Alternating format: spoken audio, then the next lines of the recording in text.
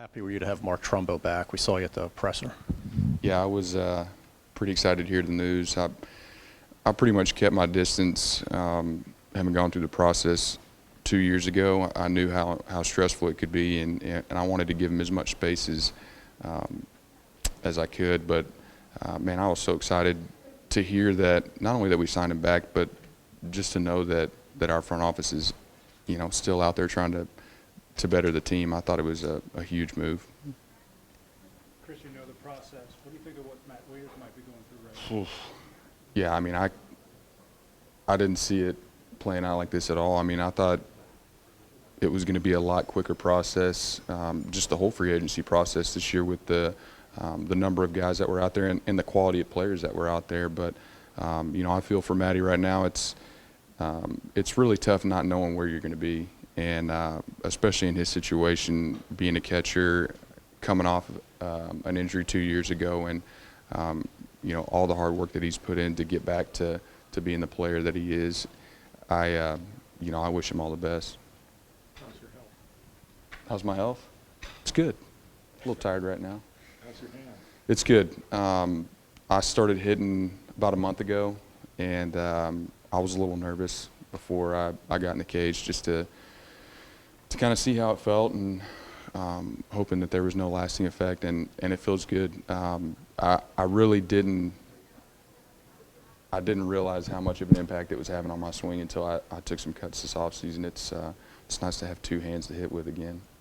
Was there an actual diagnosis of what was going on with it? Yeah, just a dislocation early in the season, and a lot of that was my doing. I knew that it wasn't right. I knew that it wasn't 100%, but I didn't want to just sit around and hang out. I felt like, as far as our team was concerned, defensively, I was, picking guys up, and I honestly thought it was something that I could get through and could just kind of battle through. And it took a toll on me offensively, but I think defensively I was able to help our team out, and I'd like to think that we were better with me on the field. Chris, a lot's made of the fact that you guys have basically reconstituted the power you had last year. In your mind, how important is it for the Hyun-Soo Kims, the Joey Rickards, and Seth Smith to be like the connective tissue that ties you guys, you big swingers, together? Yeah, I think it's huge. I was fired up to hear that we traded for Seth. I like his game a lot. I mean, he torched us last year when we played in Seattle. So I'm glad we don't have to go up against him anymore. But Kimmy, I've told a lot of people this, people that have asked me in the offseason what it was like playing with him, how he translated to the big leagues.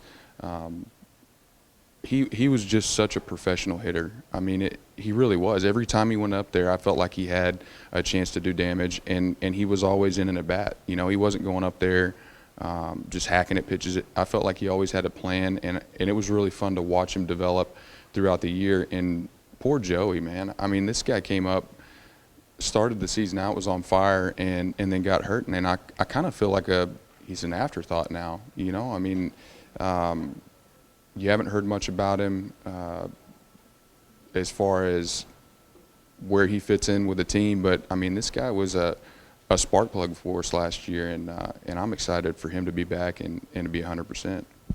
Chris, Buck said he's kind of raised the bar just getting to the postseason, going to work with this group that you've been able to consistently bring back. Do you share the same opinions of what this group and what they're capable of doing? Absolutely. I think that's really the attitude and the mentality of everybody in the clubhouse. We're not out there to just kind of slide in there at the last minute.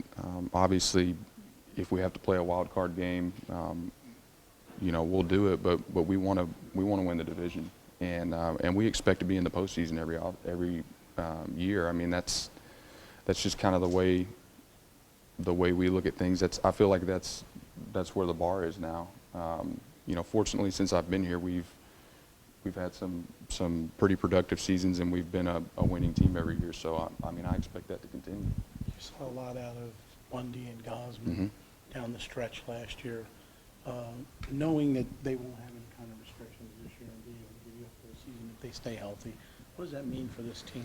It's huge. I think a lot of people have been saying for the last few years there are some younger arms, talking about Kevin and Dylan. that once they get that experience and kind of understand how to go about their work and what to expect, you know, from the standpoint of making, you know, maybe 25 to 30 starts, these are the guys that we've been waiting on, and it was awesome to see Dylan bounce back like he did last year. Kevin, I've had a chance to see him, you know, the past few years, but Dylan being injured and having to rehab and coming back, I mean, I said this the other day, and I felt kind of foolish for saying it, but I'll say it again because whatever. I think it was like his third or fourth start. He's going into the sixth inning, and I looked up, and he was perfect. And I remember thinking, and this is just me, but I was at first, and I'm like, man, I feel like he's throwing the ball really well. And I turned around and looked at the scoreboard, and I'm like, holy crap, he's got a perfect game going. But I mean, I felt like that's how it was every start for the first few starts for him. So I'm excited to see what those guys can do over a full season.